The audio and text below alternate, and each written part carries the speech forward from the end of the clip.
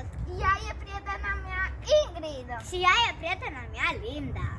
Astăzi v-am pregătit un șatran cu 54 de pătrățele. Foarte multe! De-abia așteptăm să vă arătăm. Da, Să începem. să începem. Pentru primul round vom face împreună toate pătrățelele. Să începem! Haide, Linda! Haide! Wow! Ui!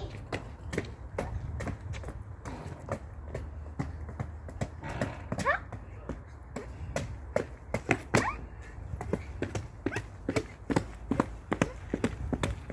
Ha! Am reușit! Acum ea va fi prima să facă o tură singură. Hai să începem, Linda. Da. Și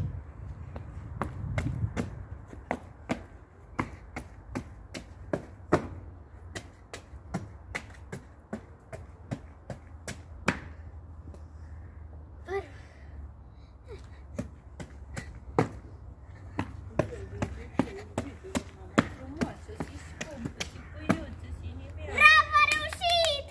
Acum eu voi fi. Să începem. da. Copii, să nu încercați asta acasă, e foarte greu. Da, adevărat.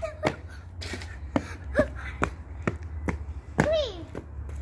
Bine. Asta a fost videoul de astăzi. Dacă v-a nostru, să vă înscrieți. Și după aia, Jos dacă v-a în plăcut, descripțiune. dacă v-a plăcut, să dați și un like. Da.